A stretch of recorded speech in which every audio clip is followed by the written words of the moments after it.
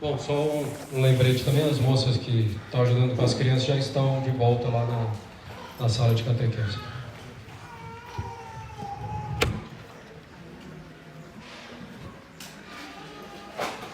Muito bem.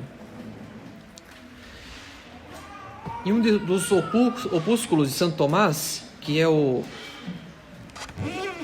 de essência, sobre o ente e a essência, em um de seus opúsculos, Santo Tomás diz que um pequeno erro no princípio será um grande erro no fim.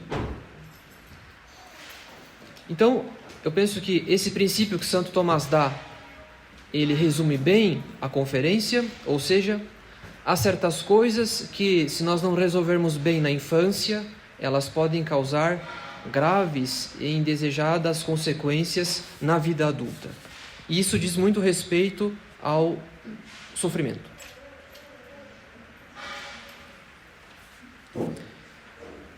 Então, a necessidade de educar os filhos para enfrentar o sofrimento, além do valor que o sofrimento possui na vida moral e na vida espiritual, a importância de incluir o sofrimento como algo que faz parte da vida espiritual e moral, essa necessidade de educar os filhos para o sofrimento, ela, além desse valor, tem por fim evitar graves consequências que toda privação de sofrimento na infância e adolescência pode causar na vida adulta.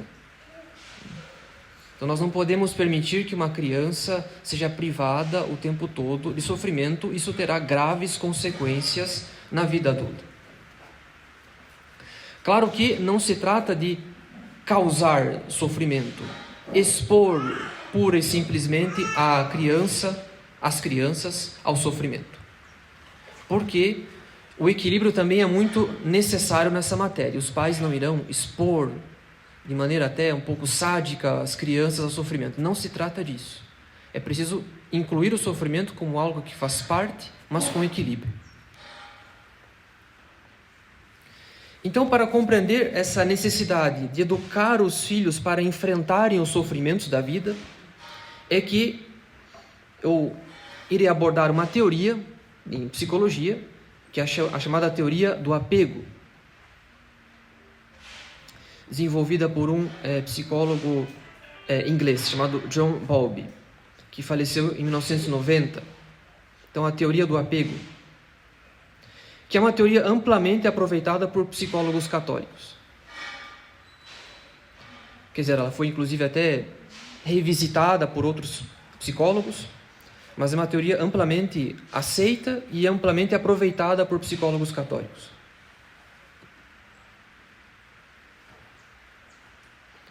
Bom, mas nós que estamos acostumados a tratar de verdades dogmáticas, de verdades de fé, é preciso que a gente coloque bem no seu lugar o que é uma teoria, para evitar dar um peso, uma infabilidade que ela não possui.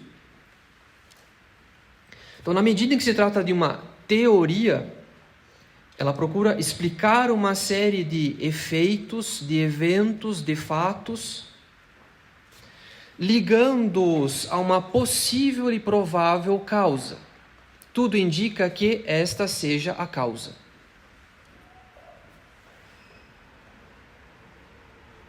Portanto, não é a verdade definitiva sobre esses fatos, porque uma teoria ela pode ser revisada, pode ser amplificada, melhorada e inclusive contestada. O que mais importa no nosso caso é o quanto essa teoria, a teoria do apego, justifica a necessidade da educação para o sofrimento.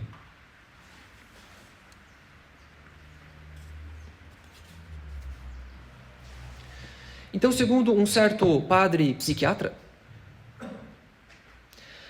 a maior parte das escolas psicológicas concorda que a segurança do adulto tem suas raízes na segurança da criança, a qual se inicia com a relação que o lactente estabelece com a sua mãe, ou seja, desde muito cedo.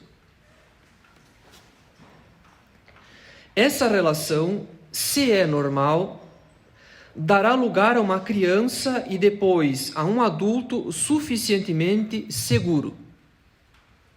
Claro, quando aqui dizemos de segurança, estamos tratando de algo que diz respeito à virtude de fortaleza. Prudência também. Então continua esse padre psiquiatra. Desde os primeiros dias de vida, o bebê busca o contato com a mãe, que lhe proporciona segurança,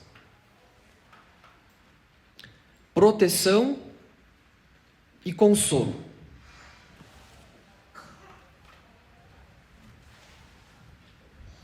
Então, a mãe proporciona ao bebê segurança, proteção e consolo, especialmente nos momentos de ameaça.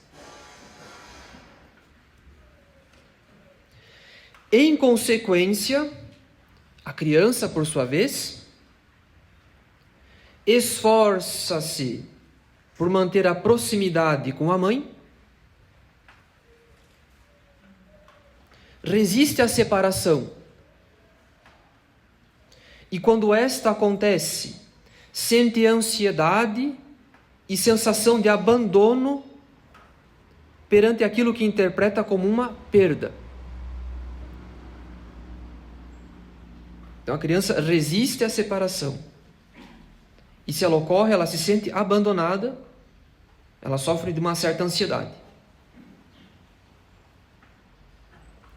Em seguida, a criança acalma-se quando a mãe regressa.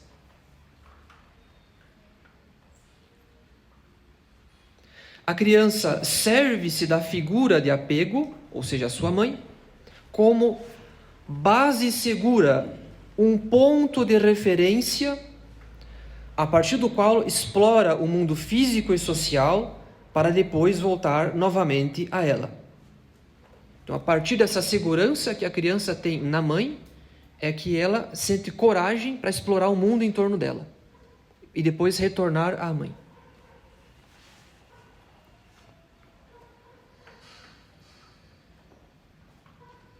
E por fim, segundo esse mesmo padre psiquiatra, a criança refugia-se na figura de apego em momentos de tristeza, temor ou mal-estar, buscando apoio e bem-estar emocional.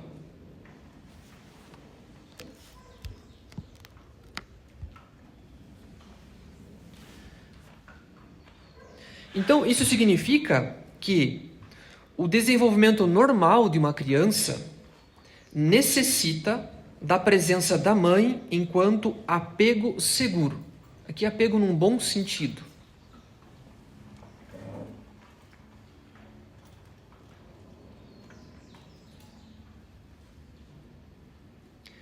A presença protetora da mãe auxilia a criança desde os primeiros meses a não se perceber sozinha e a perceber o mundo exterior como algo coerente e confiável.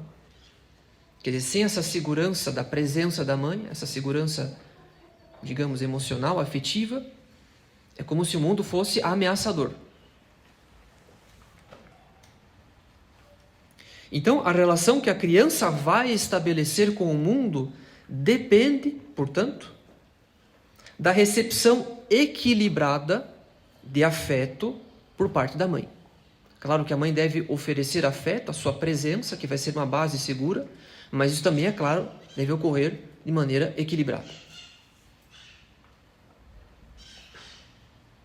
Então, espero que até aqui tenha ficado claro esse papel fundamental da mãe desde os primeiros meses.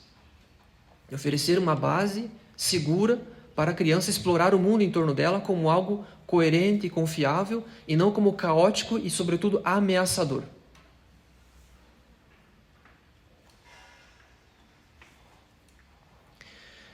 Mas, se por acaso a mãe não cumpre essa obrigação, não necessariamente por culpa dela, é claro, forma-se o apego inseguro. Até então eu havia dito que o apego seguro é algo positivo, faz parte, é normal, é bom. Mas, se a mãe não cumpre essa obrigação, vai surgir um apego inseguro. E esse mesmo psiquiatra, padre psiquiatra, ele cita 3 causas para esse apego inseguro. Quando a criança não se sente suficientemente segura. A primeira causa que ele detecta é a seguinte: quando não há uma mãe. Então, infelizmente, algumas crianças foram criadas em um orfanato.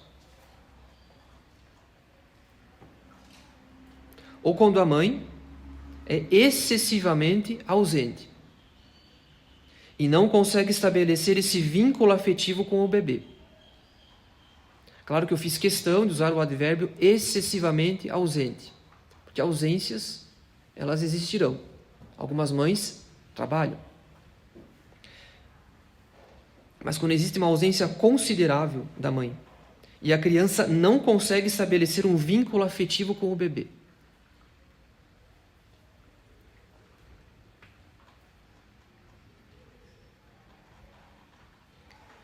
uma outra causa para a criança estabelecer um apego inseguro com a sua mãe é a seguinte: quando a mãe é angustiada.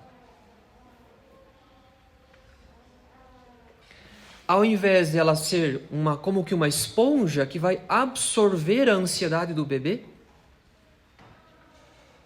ela mesma fica tensa ao ver o filho nervoso, o que só lhe acrescenta ansiedade.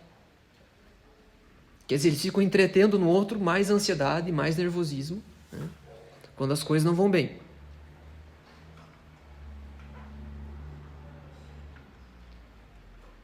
Então, não apenas é importante a presença da mãe, mas a presença de uma mãe que vai se esforçar para ter uma atitude mais virtuosa, eu diria, né? Justamente para não transmitir mais ansiedade, mais nervosismo ao bebê. Claro que ao dizer isso, eu espero que nenhuma mãe fique ansiosa e nervosa e preocupada, né? Nós estamos numa capela, então essas coisas se resolvem. E por fim, quando a mãe e aqui está o problema principal, quando a mãe é superprotetora. Quer dizer, ela não deixa que o bebê fique nervoso e não lhe permite explorar o mundo. Quer dizer, em hipótese alguma, a criança pode passar por algum momento, alguma situação de nervosismo, de sofrimento. Ela vai o tempo todo evitar qualquer exposição ao sofrimento. É uma mãe superprotetora. Claro que há bebês, crianças, que exigem uma atenção especial em função de alguma doença. Existem exceções. Mas, via de regra, essa superproteção na infância pode causar consequências bem amargas lá na frente. É preciso ficar atento a uma superproteção que não tem nenhuma causa proporcional. Então, quando a mãe é superprotetora, ou seja, não quer que o bebê sofra em hipótese alguma nada, então, diz esse mesmo padre psiquiatra, o bebê não aprende a suportar frustrações que possam acarretar sofrimento. Ele não aprende esse aspecto da realidade. Nem lidar com os estados de ansiedade.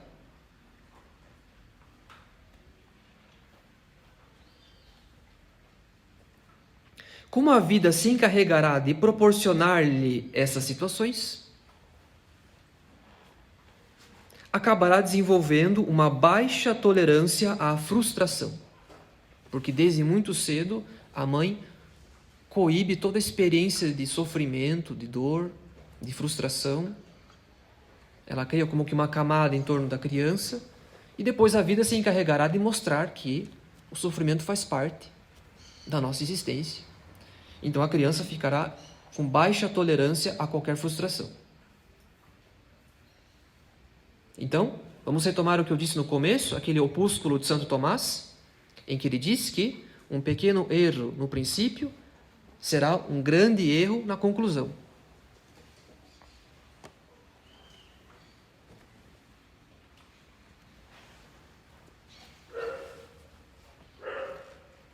Se um engenheiro comete um pequeno erro de cálculo na construção de um edifício, lá nas suas fundações, na sua base, imaginemos os erros que haverão à conclusão do edifício.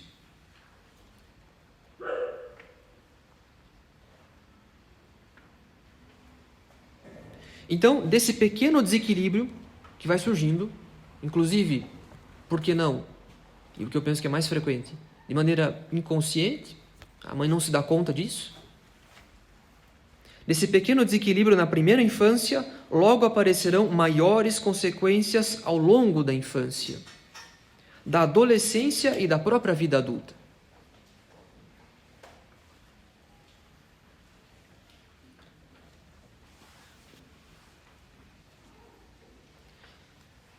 E quais são essas consequências que surgirão de uma má relação com o sofrimento? Primeiro, o sujeito continuará buscando o contato ou a proximidade com uma base segura, seja a mãe ou outra figura de apego substitutiva. Quer dizer, na infância, inclusive na vida adulta, sempre haverá alguém que servirá como figura de apego, e esse sujeito que cresceu com essa relação desequilibrada, ele vai parasitar a outra pessoa, em busca de uma segurança.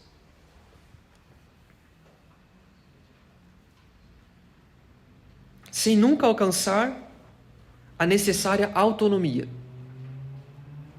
Então, uma dependência afetiva muito grande.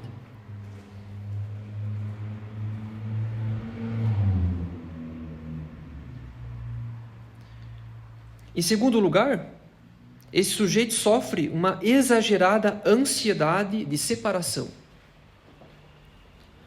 Por exemplo, as crianças que quando começam a ir à escola não deixam de chorar. E a mãe precisa levá-los porque não conseguem se adaptar à sua ausência. Bom, pode ser que isso aconteça com mais frequência do que eu imagino. Porém, é algo a ser trabalhado. A criança que não suporta ir para a escola porque ficará sem a mãe. Então, existe um apego muito grande da criança à mãe e um certo pânico de ficar sem ela por algumas horas. De ficar sozinha, de explorar a vida e o mundo sozinha.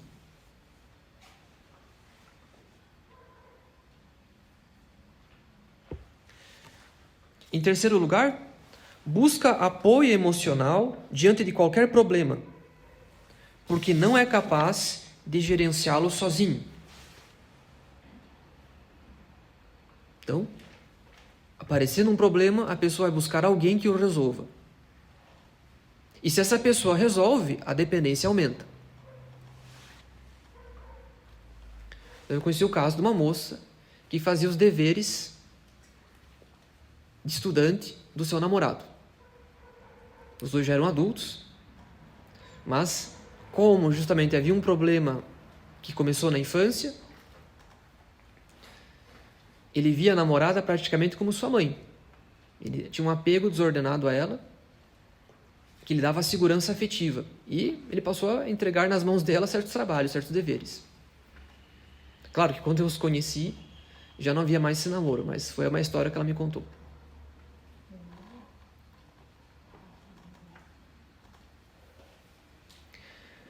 Em seguida, esse sujeito desenvolve um baixo conceito de si mesmo, porque lhe ensinaram que não é capaz de fazer nada sem ajuda. Então, pode ser que alguém tenha percebido que essa pessoa é muito dependente dos outros, afetivamente, e alguém tenha lhe dito, você não sabe fazer nada sozinho, você depende dos outros para arrumar sua cama, etc. E lista as tarefas das quais a pessoa é incapaz de realizar sozinha, e aos poucos ela vai se convencendo, não, eu realmente não posso fazer nada sozinho.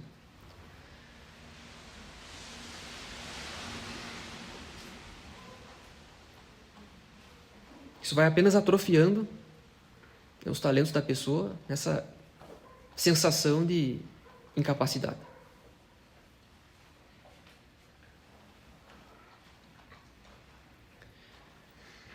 Em seguida, apresenta dificuldade para estabelecer relações com os estranhos. Claro, uma dependência excessiva da mãe. Então, o estranho é uma ameaça.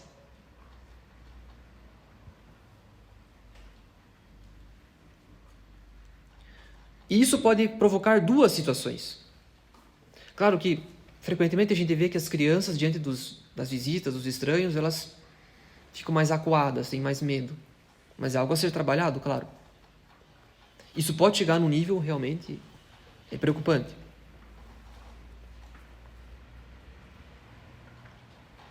Então, essa dificuldade de estabelecer relações com os estranhos pode provocar duas situações. Então, relações de dependência patológica, é uma personalidade dependente dos outros.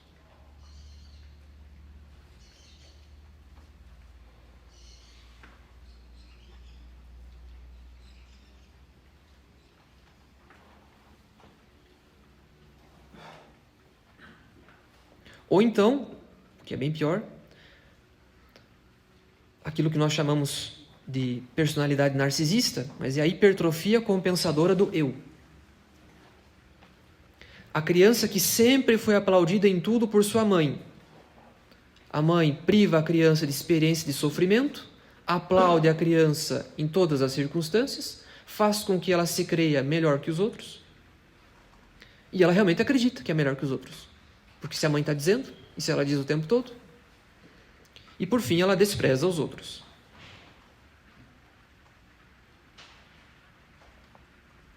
Mas, quando essa criança sai do ambiente familiar, não sabe estabelecer relações normais com seus iguais.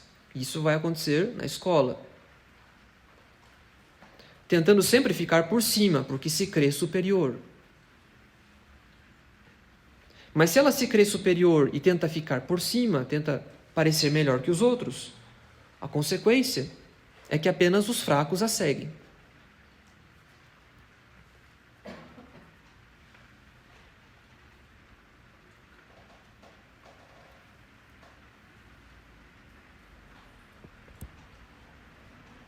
Então essa criança aparentemente, e depois o adolescente, o adulto, aparentemente tem um eu forte, sempre se impondo e humilhando.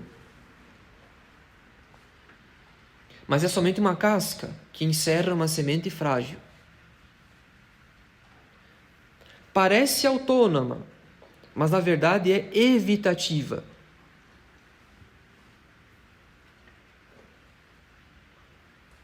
Por quê? Porque não sabe estabelecer relações de afeto, apenas de domínio. Como ela se crê superior, ela não consegue estabelecer relações normais de afeto, de amizade com o mundo em torno, desde a escola, por exemplo. Não, são sempre relações de domínio. Então, na verdade, não é um sinônimo de uma personalidade forte, muito pelo contrário. Isso mostra uma necessidade constante de autoafirmação, porque ela tem medo. Medo do que não seja verdade, que ela é melhor.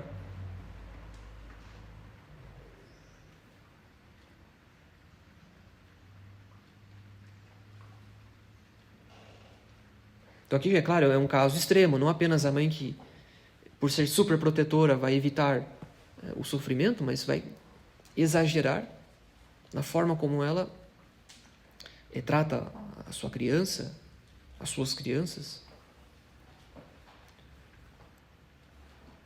com excesso de louvores, superestimando a criança em tudo, não a corrigindo em nada. Isso vai trazer uma consequência muito drástica no futuro.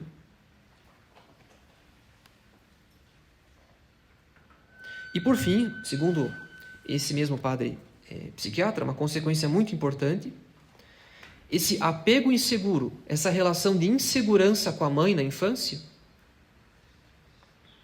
tem também repercussões na relação com Deus.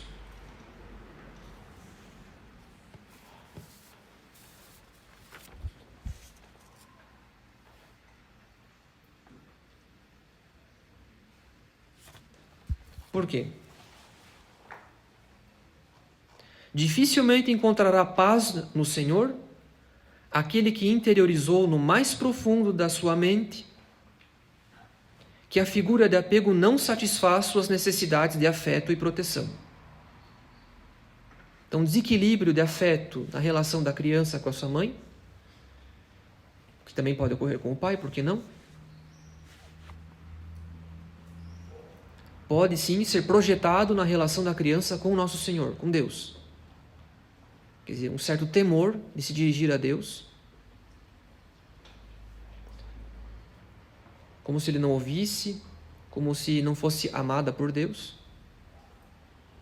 E isso é uma coisa que a experiência mostra que é frequente. Muitas pessoas que tiveram uma dificuldade ou com o pai, com a mãe, podem se desenvolver um certo bloqueio na sua vida de oração ao se dirigirem a Deus Pai ou a Santíssima Virgem.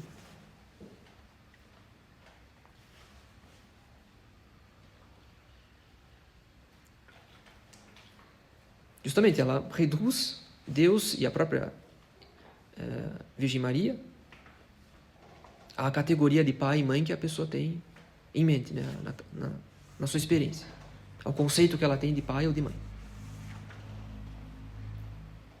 A gente vê o quanto que a excelente relação que Santa Teresinha teve com seu pai foi fundamental para a sua união com Deus. O quanto que para ela facilitou as coisas, acelerou as coisas.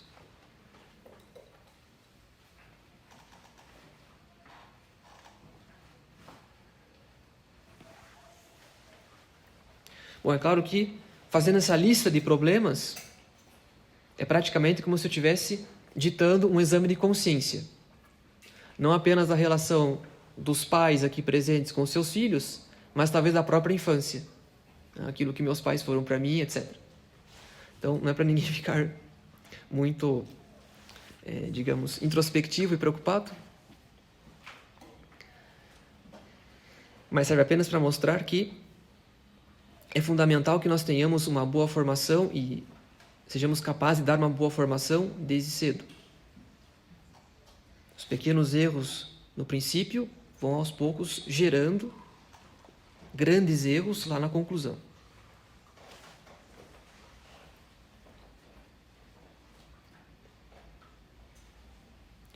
Bom, disso tudo, dessa leitura que eu fiz, esse autor, a gente pode concluir com grande facilidade que a educação das crianças depende não apenas da presença pura e simplesmente da mãe. É fundamental que ela esteja presente, isso é certo, que é a base segura da criança. É a partir da sua relação afetiva com a mãe que ela vai explorar o mundo em torno com segurança, com coragem, que vai perceber o mundo como um lugar confiável, coerente, e não como um lugar caótico e assustador. Então, essa educação da criança não depende apenas da presença pura e simples da mãe, mas do equilíbrio da vida moral da mãe e, por extensão, do pai também. Ou seja, é necessária a presença das virtudes para que a mãe não transmita ansiedade às crianças, para que ela não seja superprotetora, para que não queira estimar excessivamente os seus filhos. Então é necessária uma presença de vida de virtude.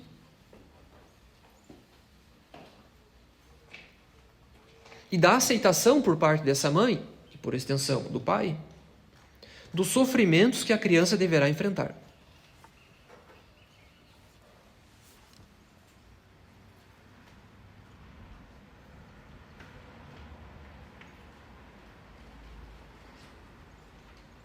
Então o sofrimento, ele faz parte da exploração do mundo exterior, desde a primeira infância.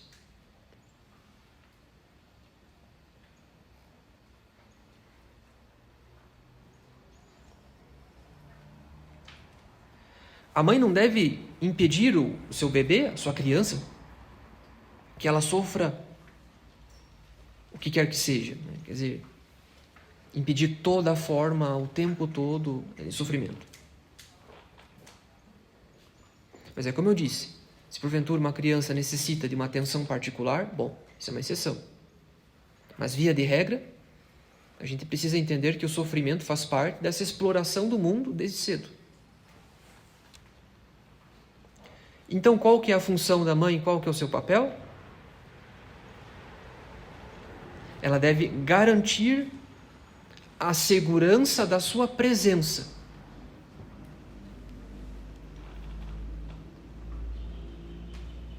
para que assim ela tenha coragem de explorar o mundo em torno dela.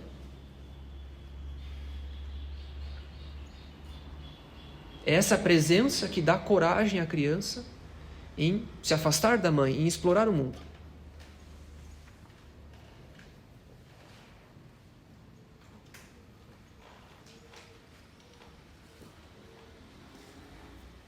Então, como eu disse no começo, não são os pais que irão causar o sofrimento, que irão expor, conduzir a criança ao sofrimento, a título de, sob a desculpa de educação. Não é necessário isso. A vida se encarregará de dar os sofrimentos para nós todos. Não precisa a gente fazer um quartel em casa. O quartel é o mundo aí fora.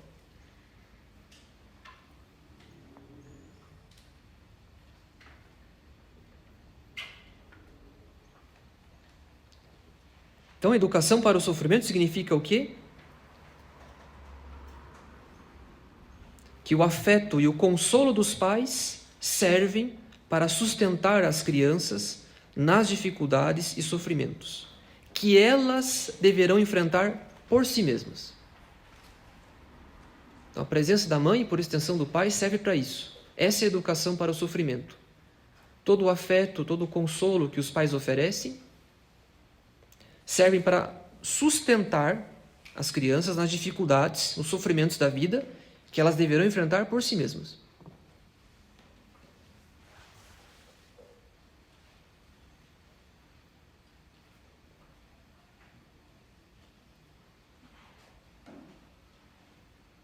Então, a educação para o sofrimento significa que os pais devem habituar a criança a conceber o sofrimento como algo normal da vida deles também, não só da nossa.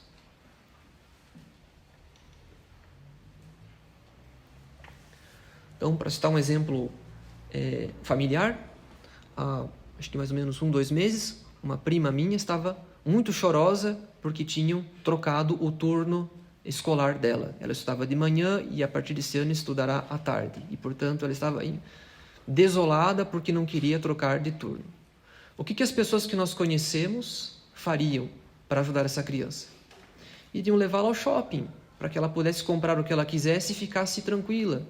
Iriam levá-la para comer, iriam fazer com que ela visitasse amigas, assistisse um filme, ou seja, iriam cercá-la de consolações para que ela esquecesse o problema, ou então iriam tentar de todo modo trocar o turno. Enfim, ou a gente remove o sofrimento, ou a gente adoça excessivamente a vida da pessoa para que ela veja esse sofrimento como algo indevido, injusto. Ao invés de sustentar a criança a enfrentar aquela situação. Veja, aconteceu para você, acontece para outros. É melhor estar estudando à tarde do que não estar estudando, não ter vaga. Enfim, dar um suporte para que a criança, o adolescente, entenda que isso faz parte.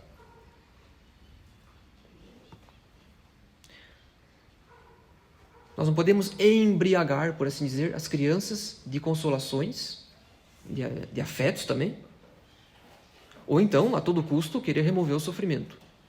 Mas ensinar a criança a enfrentar o sofrimento como algo estrutural, normal da vida. E enfrentar esse sofrimento com tranquilidade. Quer dizer, vai passar essa situação. Ela não é para sempre. Todo mundo já passou. Eu também já passei. Então, fazer com que a criança encare aquilo como algo normal, ou seja, com tranquilidade. É assim mesmo. Não é a minha vida que será um paraíso. E, portanto, enfrentar os problemas, as dificuldades, os sofrimentos com coragem. Então, cabe a mim também me submeter a isso, já que é normal. Eu não sou a exceção, eu não sou melhor que os outros para não ter que passar por isso.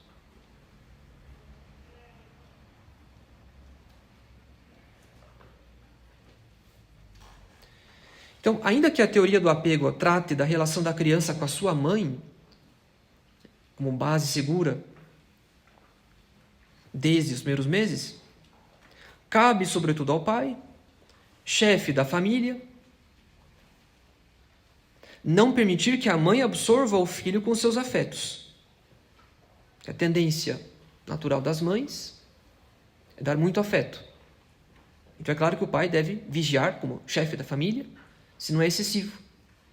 Porque a tendência dele justamente não é essa.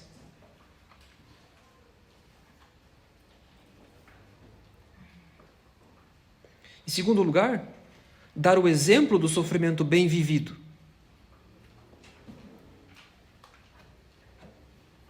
Quer dizer, alguma história edificante que sirva para a criança de motivação para que ela também enfrente os seus sofrimentos.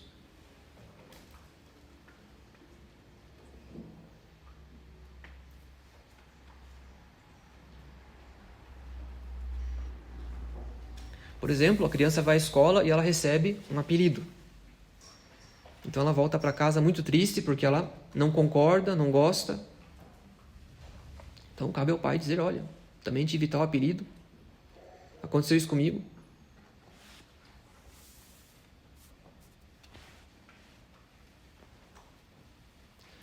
Então eu me recordo de um velho pároco de Curitiba, que celebrava o rito tradicional lá, o padre Paulo Jubel, que era um latinista, que contou uma vez no seu sermão que quando ele fez seminário, era proibido que no seminário se dessem apelidos, mas era a primeira coisa que acontecia quando se chegava.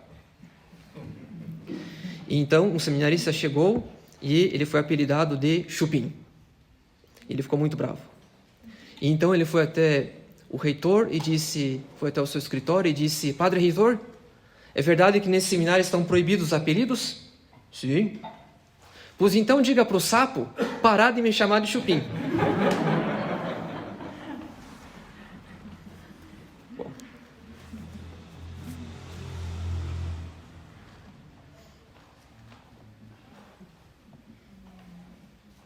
Então tem que dizer para a criança, olha, quando eu era seminarista, me chamavam de sapo. Normal.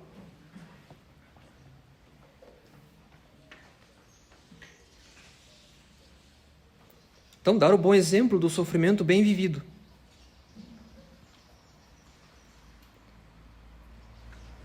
Assim como certas correções, certos castigos medicinais. Quer dizer, impor um limite. A criança não pode se permitir tudo.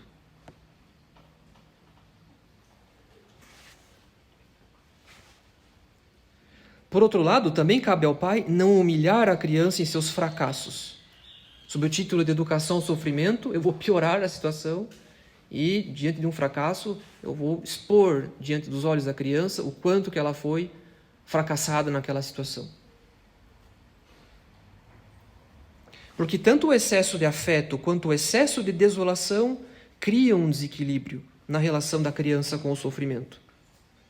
Quer dizer, é ao retornar ao seu mundo, à sua casa, à sua família, que ela precisa desse consolo diante de uma situação difícil ou nova para a criança, para que ela encontre recursos a fim de enfrentar aquela situação.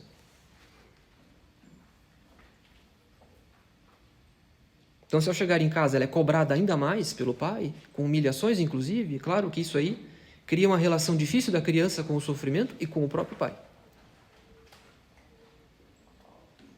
Então, ao invés de humilhação, e sobretudo se for em público, paciência e bom exemplo.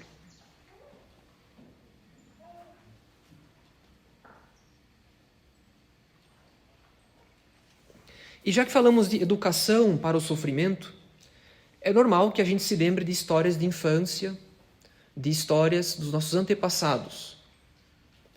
Mas é preciso tomar cuidado em não fazer da educação do tempo dos nossos avós e dos nossos bisavós como um modelo absoluto.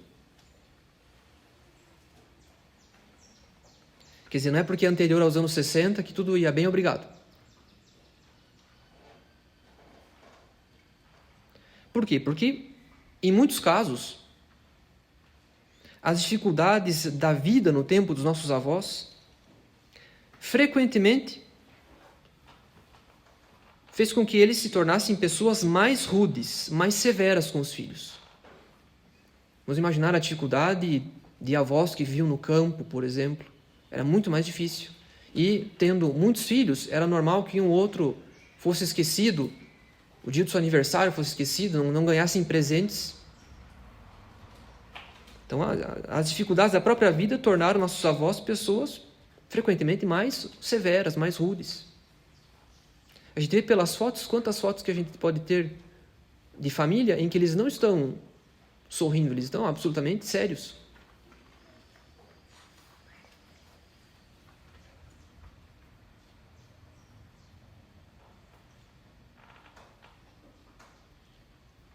Além disso, havia uma tendência antigamente em os pais esconderem seus afetos dos filhos, não dizerem que amavam, que os amavam, não demonstrarem afeto.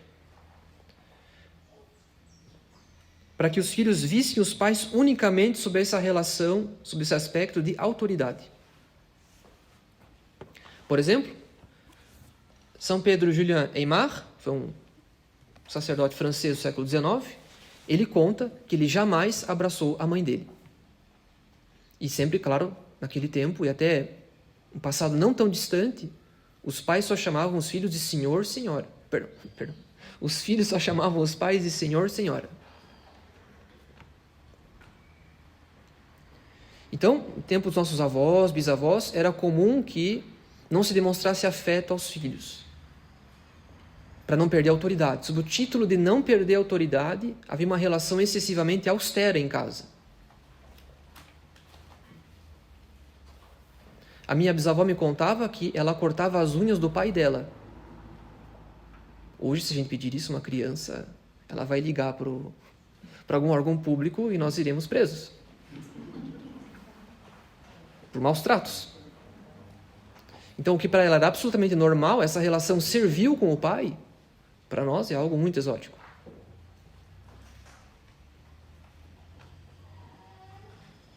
Então, antigamente, as crianças eram educadas ao sofrimento porque a própria relação com os pais era austera, distante e marcada não raro por punições exageradas.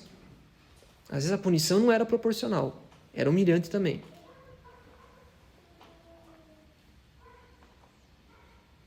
E aí qual foi a consequência? Se a gente tem algum exemplo em mente, de alguma história que a gente ouviu, de alguém na nossa família, enfim, a consequência é que quando há uma relação muito também exagerada da criança com o sofrimento, no ambiente austero familiar, a consequência é que quando essas crianças cresceram e se tornaram pais de família, muitas delas desenvolveram uma relação doentia com os filhos. Por exemplo, uma relação possessiva com os filhos. Ou então se tornou um liberal simplesmente porque eu sofri muito na minha infância, eu não quero que você sofra. Aproveite a vida. Então, às vezes pode ser que a pessoa tenha sofrido muito na infância e, portanto, ela não quer que os filhos sofram, quer que eles tenham apenas consolações, né, na vida. Ou uma relação de fato doentia, uma autoritária, etc. Isso pode vir de uma infância também em que não havia muito afeto por parte dos pais. Então, isso é claro, a educação para o sofrimento não exclui a necessidade dos afetos.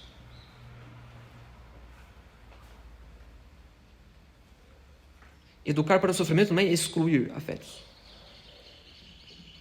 Justamente porque é por amor que os pais não querem eliminar o sofrimento da vida dos filhos.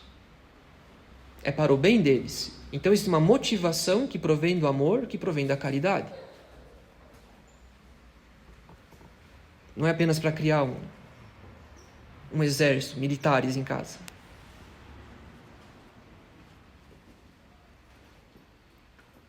A consequência disso, o amor como motivação da correção, como motivação de uma educação para o sofrimento, é que os pais, quando corrigem, quando castigam as crianças, não devem demonstrar prazer nessa correção.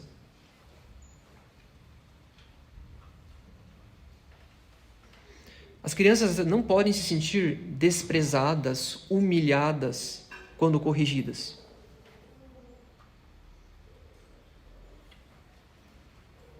Porque a própria correção procede, o motivo dela é a caridade, é o amor. Então, de certa forma, eu diria até que é preciso que as crianças vejam que os pais também se atristam em ter que corrigir.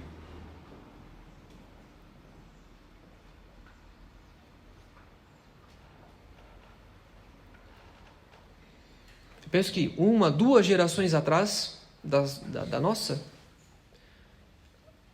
houve um tempo em que o pai, olhando torto para o filho, já valia, já bastava. E esse olhar de reprovação ou de reprovação ou de decepção valia muito mais do que umas palmadas. Da criança perceber que desapontou seu pai.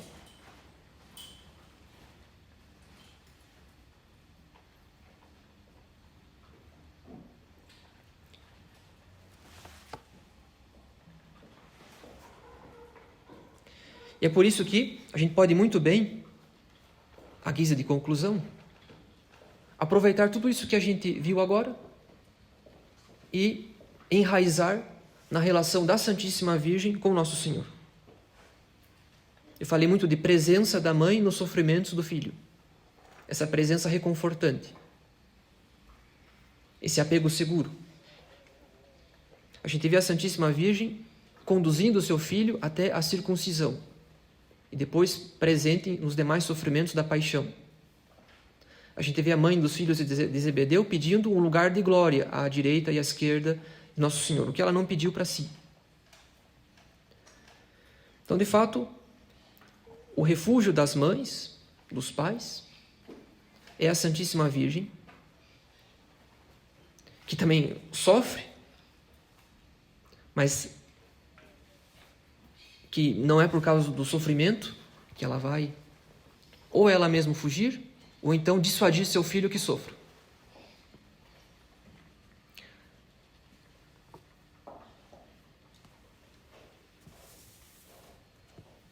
Então, o sofrimento fazendo parte da nossa vida, nós devemos educar as crianças desde cedo ao sofrimento. Mas uma educação sempre fundada na caridade. É por amor que a gente educa ao sofrimento. Claro, para evitar consequências muito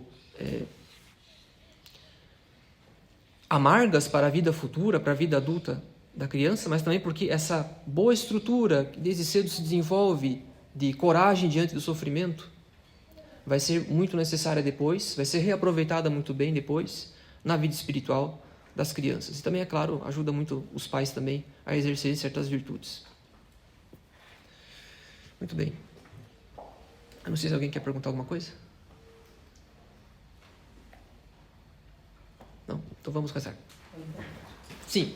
O senhor colocou, e muito bem colocado, essa questão da postura dos pais para com os filhos e mais uma vez se preocupou com a nossa, com o que já vem mexendo aqui, nossa postura de pai, né? Mas de certo modo fica muito colocado uma maneira perfeita de ser pais. Se o senhor puder falar um pouco mais sobre essa falibilidade também dos pais, né? De que a gente vislumbra esse caminho perfeito na educação do afeto para com os filhos, mas como nos colocarmos sem também exagerar na cobrança de um afeto perfeito que nós não temos. Sim. Bom, a questão de dar o afeto de modo equilibrado aos filhos, é isso? É a pergunta? Exatamente. Como dar o afeto de modo equilibrado para os filhos, sendo que na maioria dos, se não 100%, o afeto do adulto não é perfeito. Sim. Isso diz tudo a ver com a própria espiritualidade sacerdotal. O sacerdote precisa viver em si aquilo que ele vai depois aplicar nos outros. Se ele não tem mortificação, como é que ele vai ensinar mortificação? Então, por isso que eu disse que não é só dar afeto, mas a presença de um afeto ordenado supõe também um combate espiritual próprio, né? Quando eu citei, por exemplo, o caso de uma mãe que, por ser muito ansiosa, ela pode, eventualmente, se ela não corrige isso, e se é excessivo, se é exagerado, pode aumentar a ansiedade do próprio bebê, né? Então, é claro que isso pressupõe uma vida espiritual, que no caso de vocês, em algum grau já existe. A gente precisa ficar muito, digamos assim, excessivamente preocupado, né? Quer dizer, no caso de vocês já existe vida espiritual. Cada um, a seu modo, a seu grau, já tem vida de oração, já percebe os problemas, né? Então, quando eu cito aqui consequências drásticas, é claro que é um psiquiatra falando, de toda uma gama de possibilidades quando essa relação é desequilibrada. E quando é bastante desequilibrada. Não vai acontecer para todo mundo. Eu conheço pessoas que, apesar de terem tido uma infância conturbada, uma relação conflituosa com os pais, foram muito equilibrados. Assim também como pessoas que foram muito bem educadas e depois rejeitaram tudo. Então é claro, a gente não precisa interpretar isso como leis necessárias. São possibilidades. Né? E são todas as possibilidades que ele elencou ali, quer dizer, não vai acontecer tudo de uma vez só. Né? E é bem provável que não aconteça mesmo. Né? Então, como princípio geral é isso. Esse afeto equilibrado pressupõe que os pais tenham uma boa relação com Deus e que se amem também. Porque talvez uma das coisas que mais pode causar consequência na educação das crianças é que elas assistam o fracasso da relação dos esposos, se eles brigam diante dos filhos, por exemplo. Isso quebra a autoridade dos pais. Né? Então, certas coisas não serem tratadas na presença das crianças. Né? E, por outro lado, que as crianças desde cedo vejam os pais rezando. Isso é muito consolador para a criança também, de ver que os pais rezam. Né? Por isso que eu digo, a gente não precisa ficar introspectiva e pensando, meu Deus, eu sou um desequilibrado. Né? Eu assisti uma conferência que me deixou preocupado. Não, a gente precisa ver aqui toda uma gama de possibilidades que pode acontecer num caso extremo, mas não vai acontecer tudo de uma vez só também. Né? E eu penso que é muito mais consolador para os senhores saberem que estão ouvindo isso no contexto desse apostolado, de saber que já tem antes de saberem tudo isso, já tinham as ferramentas de como evitar isso. Isso é importante se considerar também. Podemos rezar? Ou querem? Não? Querem perguntar? Não?